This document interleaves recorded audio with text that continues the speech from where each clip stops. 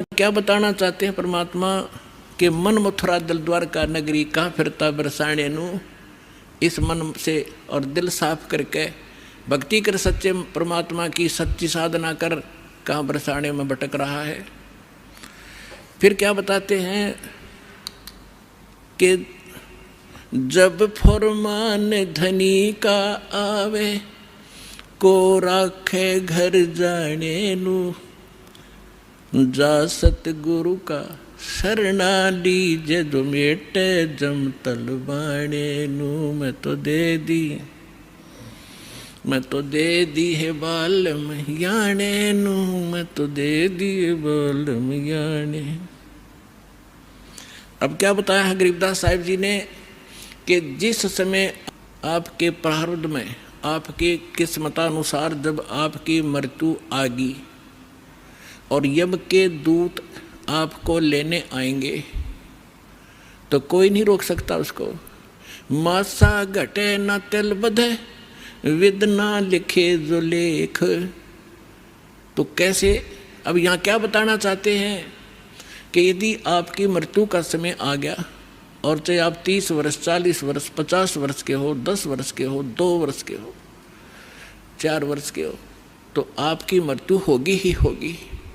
फिर क्या बताते हैं कि जा सतगुरु का शरणा लीजिए जो मिटे जम तलवाने नू। तलवाना माने जैसे सम्मन आते हैं कोर्ट से और उस उच्च कोर्ट से या राष्ट्रपति से उसका सटे मिल जाता है तो वो सम्मन वापस हो जाते हैं।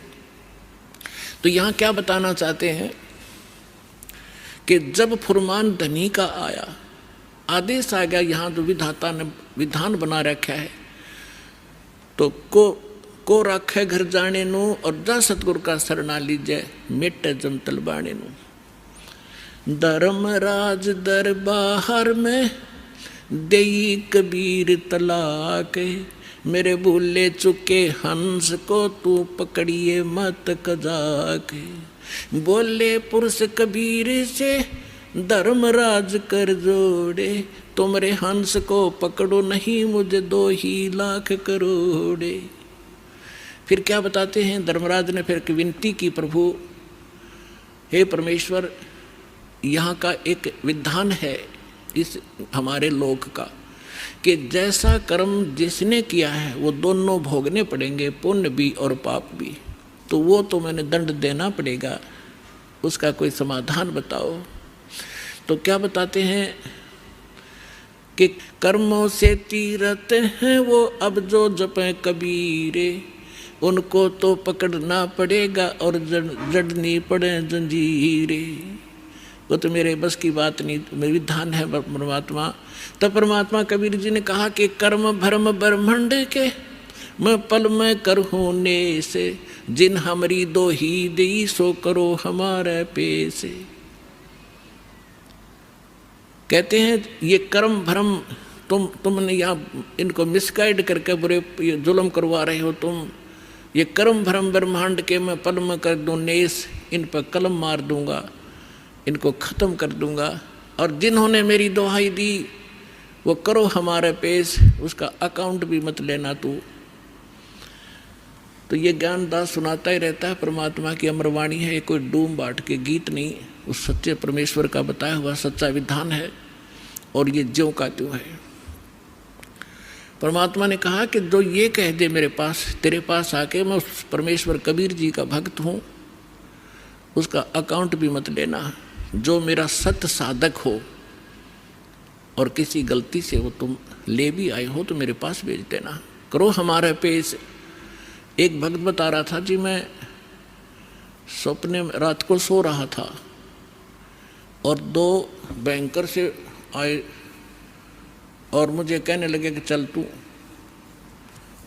मैं उठ कर चल पड़ा उनके साथ साथ और जब पहुंच गए ना, एक बड़ी सी बिल्डिंग दिखाई दी थी। उसके निकट जाकर मैंने पूछा भी कहाँ ले जा रहे हो तुम मुझे। वो कहने लगे हम तुझे धर्मराज के पास ले जाएंगे और वहाँ तेरा लेखा जोखा होगा, फिर उसके बाद आगे जैसे आदेश होगा तेरा आगे फिर हम उसके बाद बताएंगे। तो कहने लगा तुम यम के दूत हो? हाँ, कहाँ यम के दूत हैं। तो उसको बात याद आ गई कि हमने ज्ञान में सुना है, गुरुजी बताते हैं परमात्मा कबीर जी के, भक्त को और यम के दूत नहीं पकड़ सकते। तो मैं उनके साथ झगड़न लग गया गुट्टम गुट्टा कि तुम मुझे नहीं ले जा सकते, छोड़ो। तो काफ़ी देर मेरा उनका झगड़ा हुआ। तो मैंने बताया कि मैं कबीर परमेश्वर की भक्ति करता हूँ, सच्चे सतगुरु की शरण में हूँ, तुम कैसे ले जा सकते हो, और नहीं तो पूछ लो तुम्हारे उस जिसके पास मुझे ले जा रहे हो। तो उन्होंने देखा कि बड़ा दृढ़ता से बोल रहा है। उसने कहा, एक ने कहा कि तू यहाँ खड़ा रहे, मैं पता करके आता हूँ।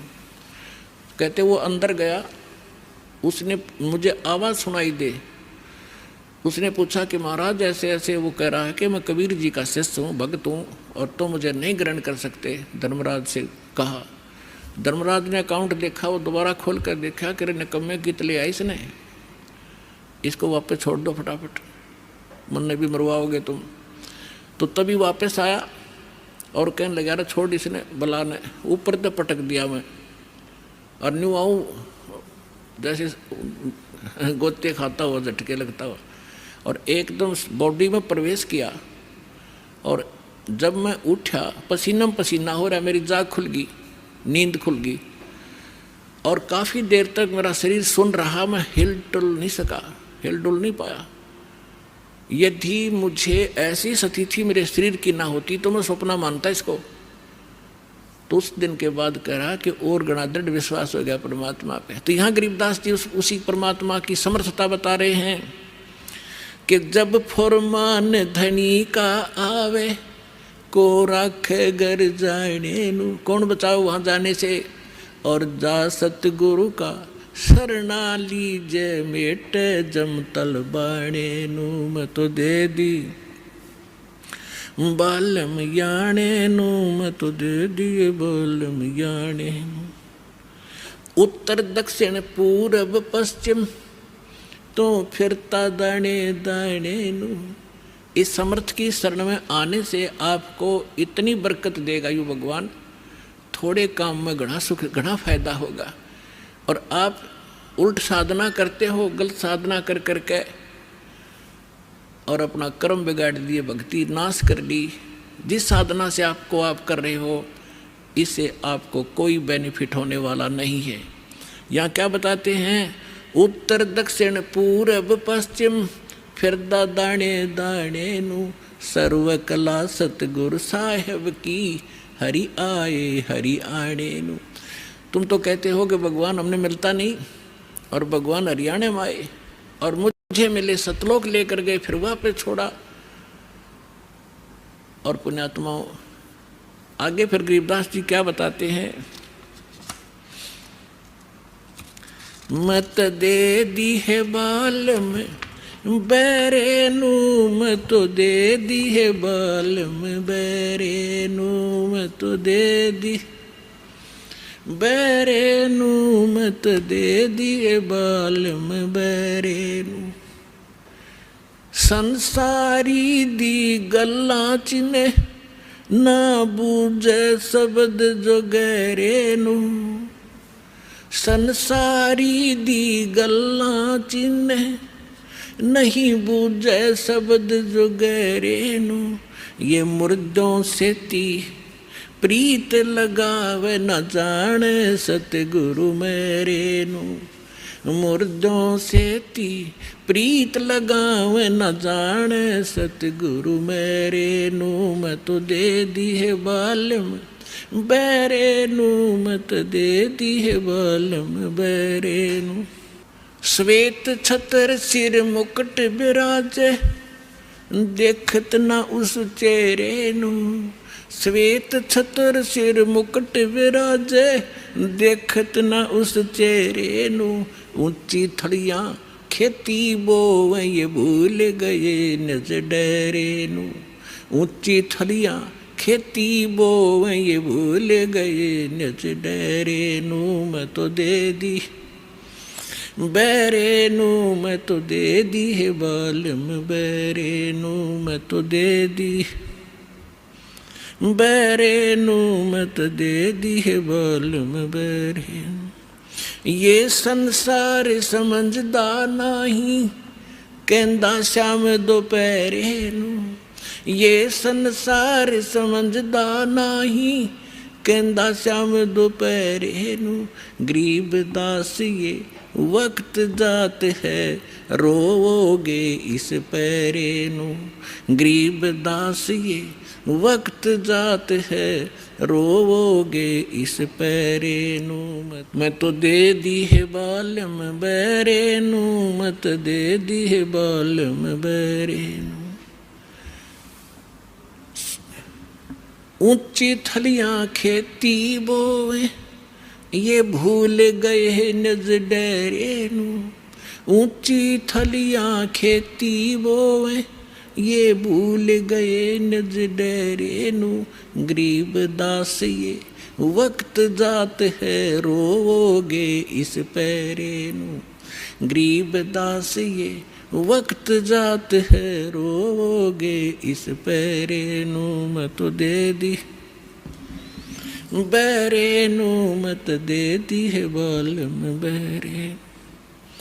अब इसमें क्या बताना चाहा है परमात्मा के ज्ञान को गरीबदास साहिब जी ने,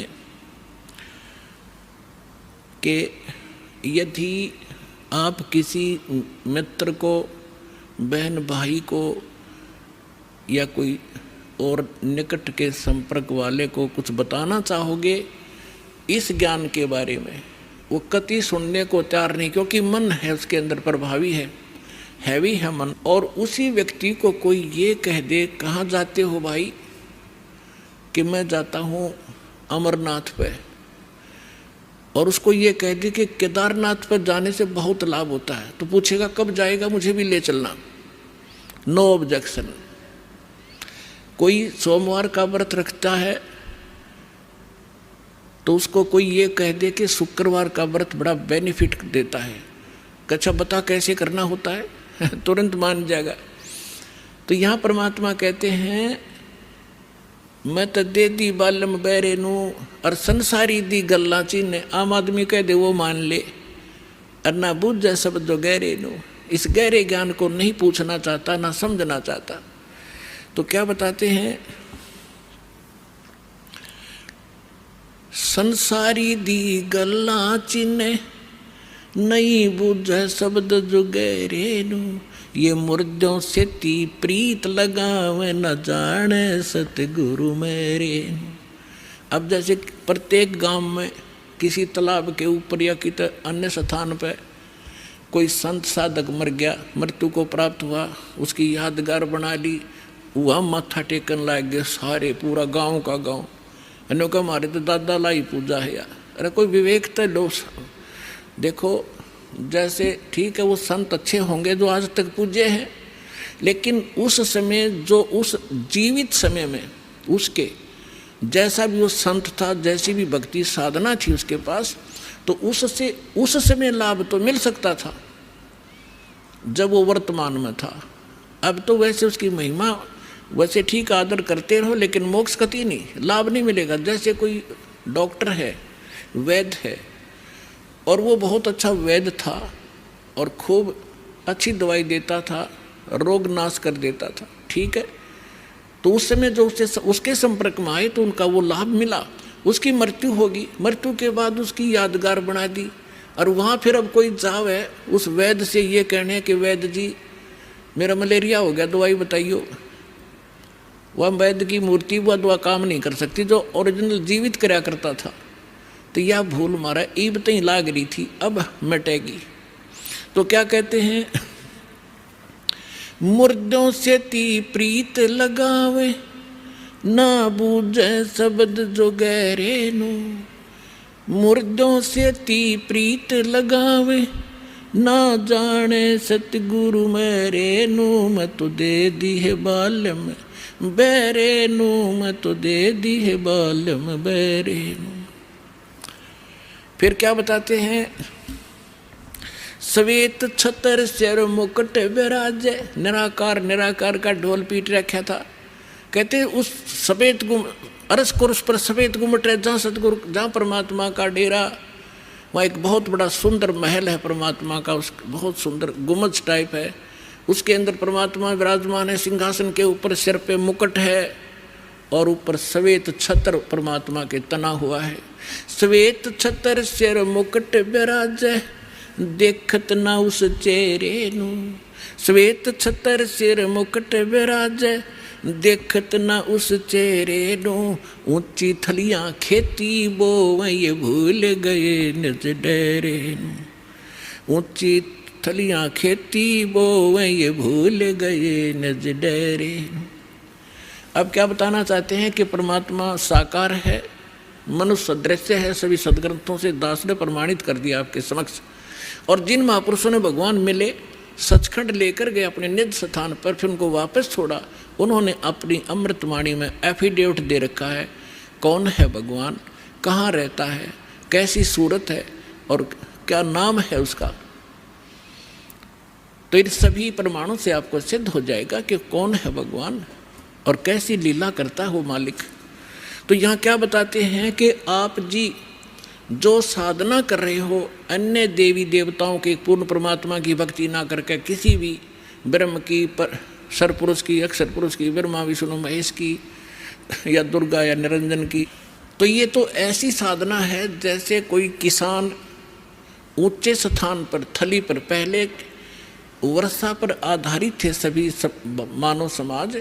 और उस समय गरीबदास जी ने भी किसान थे, गरीबदास जी जाट ग्रुप में, जाट जाति से थे, और अपने वहाँ के साथी जो किसान थे उनको भी समझाना था। इसलिए बता रहे हैं कि जो मैं भक्ति बता रहा हूँ जिस भगवान की, उसकी साधना ना करके आप अन्य जो साधना कर रहे हो ऐसी है जैसे ऊंची थलियों पर, ऊंचे स्थानों पर बीज बो दिया, खेती कर ली, और जब थोड़ी बहुत वर्षा हुई तो वो उस थलियों का पानी एक समतल स्थल पर, डहर बोलते थे उसको, डहर, वहाँ आकर इकट्ठा हो जाता था। और उस स्थान को, डहर के अंदर पानी वर्षा भी और आसपास के ऊंचे क्षेत्र का उसी में आ जाता था। और उसमें जब बोई जाती थी फसल, जैसे ऊंची थलियों पर बोई हुई तो वो होती ही नहीं थी, और डहर में बीजा हुआ 1 एकड़ में मनमाने 50 मन कनक हो जाती थी, और ऊंची थलियों पर 2 मन की भी नहीं होती थी मुश्किल से। तो क्या बताते हैं गरीबदास साहिब जी, एक फॉर एग्जाम्पल बता रहे हैं कि तुम ऊंची थलियां खेती बो, भूल गए निज डेरे नू। इस परम पिता परमात्मा सतपुरुष कबीर साहिब की भक्ति ना करके आप अन्य देवी देवताओं की भक्ति करके ऐसी लाभ उठा रहे हो जैसे ऊंची थली पर खेती करने वाले किसान को कोई लाभ नहीं होता। और जो डहर में बीज बोता है, प्रयत्न दोनों एक जैसा ही करते हैं, तो उस डहर वाली यानी उपजाऊ ज़मीन में और समतल ज़मीन में घना लाभ होता है। तो ये समझाना चाहते हैं कि जो साधना हम बताते हैं वो तो डहर समझो। अब फिर बताते हैं,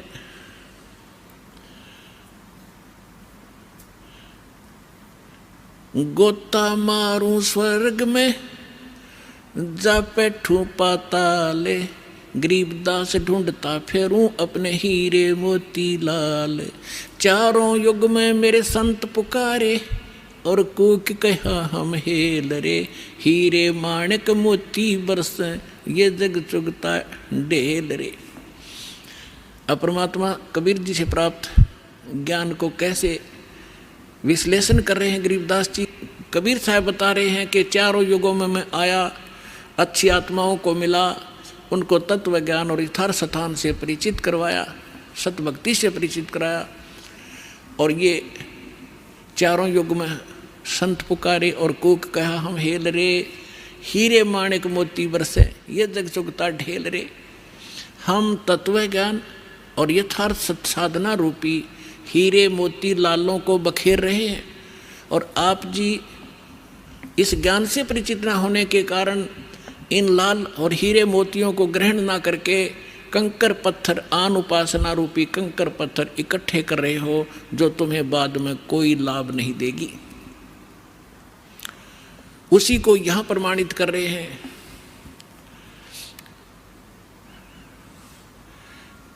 श्वेत छतर सिर मुकुट बिराजे, देखत ना उस चेहरे नू। ऊंची थलियां खेती बोवे, ये भूल गए निज डेरे नू। पर भी लेन जात है दुनिया, हमरा ज्ञान किन्हें ना सुनिया। अब यहाँ एक प्रश्न आया इसके अंदर कि संसारी दी गल्ला चिन्ह ना बुझे सब जो गहरे नू। एक बहन आई, एक बहन ने हमारी दीक्षा ले ली थी।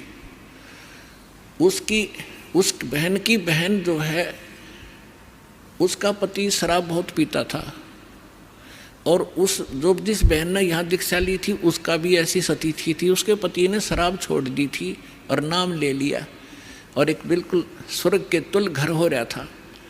तो उसकी बहन का वहाँ आना हो गया, जो दीक्षा किसी और से ले रखी थी, किसी दूसरे पंथ से, और साथ में दूसरी साधना भी करती थी अपनी जो परंपरागत प्रचलित।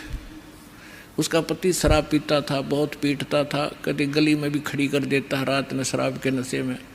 अब मैं बाहर खड़ी रहती हूँ, कुंडी लगा के भीतर पड़ कर सो जाता, सवेरे उतरे शराब जब खुल कुंडी ने। इतनी दुखी हूँ मैं। तो उस बहन ने कहा कि आप मेरे गुरुजी के पास चलो, वहाँ नाम ले लो और तेरा पति भी शराब छोड़ देगा। तो वह बहन अपनी बहन के साथ हमारे पास आ गई करोथा आश्रम में। जब थोड़ी सी संगत थी, हम ऐसे बाहर बैठे सारा बैठे रहते थे, सारे 10, 20, 50, 100 भक्त आते थे दिन में मुश्किल से 10, 20। तो मैंने पूछा बहन कहाँ से आई? तो उसने बता दिया मेरी सिस्टर है और इसका पति बहुत शराब पीता है और रोज़ पीता है, इसने बुरा हाल कर रखा है इसका, और नौकरी करता है, एक चवन्नी घर पर नहीं छोड़ता, सारी पी जाता है, बच्चे भी भूखे रहते हैं कई बार। तो मैंने कहा बहन फिर दीक्षा लेनी पड़ेगी आपने, भगवान फिर धीरे धीरे सद्बुद्धि देता है, परिवार के अंदर भगवान प्रवेश हो जाता है, और ये पितृभूत भी प्रवेश करके वहाँ उत्पात मचाते रहते हैं, फिर वो भाग जाते हैं, सद्बुद्धि आती है। तो मैंने पूछा आप क्या साधना करते हो? उसने बताया जी मैं ऐसे ऐसे धन धन सतगुरु अणा का नाम ले लिया, गुरु जी का ले रही हूँ 4-5 वर्ष से। तो हमने कहा बहन देखो चलो ठीक है, वहाँ जो तुमने नाम लिया, लेकिन अब यहाँ भक्ति, यहाँ नाम लोगे तो सब पिछली पूजा छोड़नी पड़ेंगी, ना बीड़ी पीनी, ना शराब, ना पीने के लिए सहयोग देना किसी को, और ना कोई व्रत रखना। मैं कहने लगा बहन बीड़ी क्यों पीती है तू? न बोली जी बीड़ी मैं पहले ना पिया करती, नाम लेने के बाद पीने लग गई। मैं कहा कमाल की बात है, दीक्षा लेने पीछे पाछे छोड़ा करें कि बुराई ग्रहण थोड़ी करते हैं।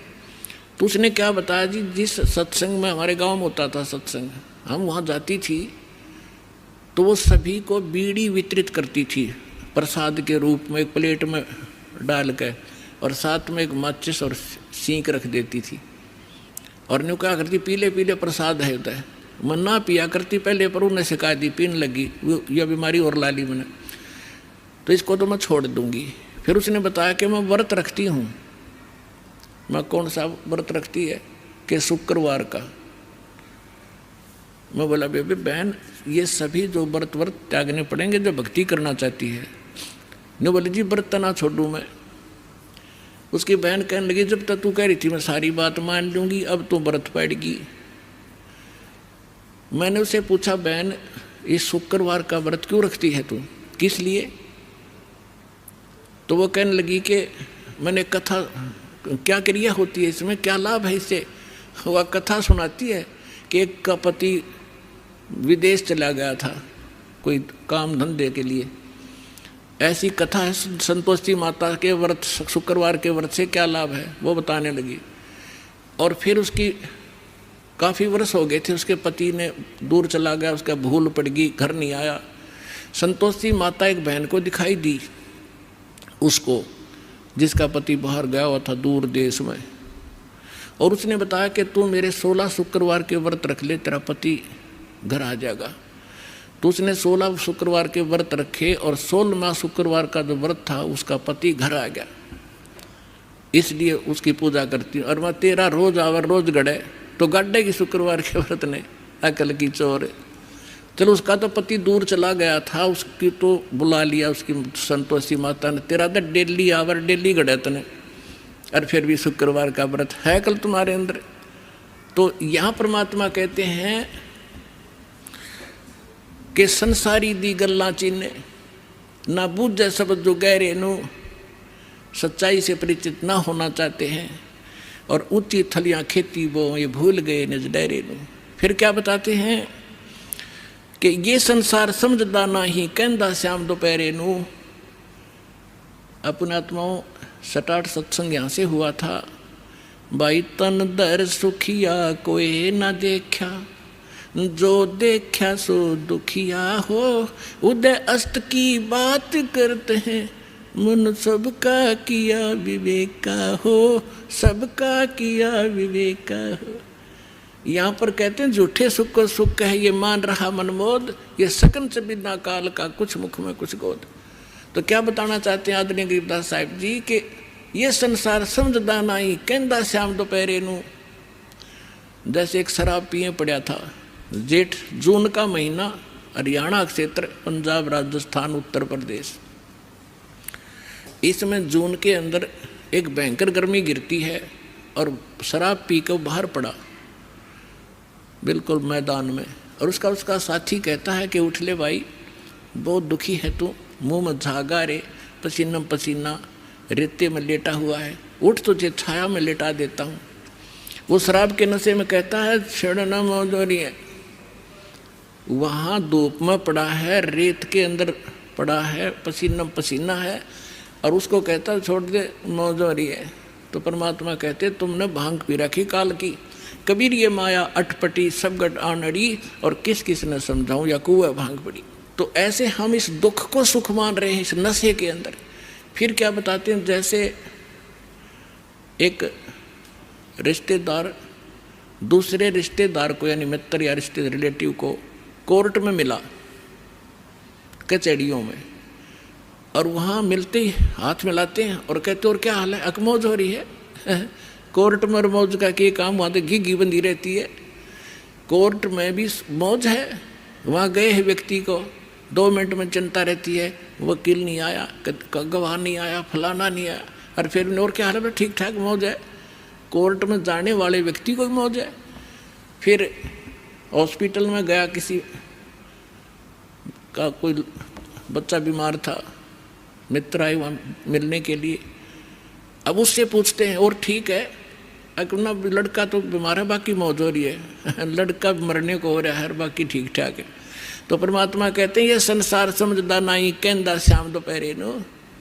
जैसे जेठ का महीना और दोपहर के समय को, और कोई ये कहे कि ठंड सी लग रही है, तो उसने शाम देखी नहीं है। तो शाम के समय जो शीतलता होती है, तो दोपहर के समय वो धूप में जला हुआ भी ये कह रहा है कि कहंदा श्याम दोपहरे नू, यानी इस दुख को तुम सुख मान रहे हो। झूठे सुख को सुख कहे ये मान रहा मन मोद, ये सकल चबीना काल का कुछ मुख में कुछ गोदे। फिर क्या बताते हैं परमात्मा, भाई सुरपति दुखिया भूपति दुखिया, रंग दुखी बपरीती हो, कह कबीर और सब दुखिया, एक संत सुखी मन जीती हो, संत सुखी मन जीती हो। सुरपति देवताओं का राजा इंद्र भी दुखिया, और पूरी पृथ्वी का राजा भी दुखिया, और रंक तो स्वाभाविक दुखी, जो गरीब है वो तो दुखी है ही है। तो परमात्मा ने बताया है, कहे कबीर और सब दुखिया, एक संत सुखी मन जीती हो। यानी परमात्मा की शरण में जो प्राणी आ जाएगा, पूरे सतगुरु की शरण में आने से, उस सच्चे परमात्मा की भक्ति करने से, उसको एक तो ज्ञान ऐसा प्राप्त हो जाता है कि वो संसारिक इन आडंबरों से दूर हो जाता है। उसको ज्ञान ऐसा निर्मल मिल जाता है कि ऐसा निर्मल ज्ञान है, ये निर्मल करे शरीर और ज्ञान मंडलीक है भाई चकवे ज्ञान कबीर। तो उसको ज्ञान ऐसा मिल जाता है कि यहाँ तक पीछा छुड़वाएं पार पड़ेगी, ना कोठी की गणी हो सकता, ना बंगले की, ना ज़्यादा यहाँ अटपट चले नहीं, क्योंकि हमारे परमात्मा सारी ब्रह्मांड के पालक, सबके रचनहार, एक झोंपड़ी में टाइम पास करा करते और हाथ से कपड़ा बुनकर निर्वाह करके दिखाया करते थे, जो सबका पालन करने वाले। नहीं तो वो एक वचन से एक बहुत बड़ा महल बना सकते थे, उन्होंने ईंट सीमेंट डालने की जरूरत नहीं थी।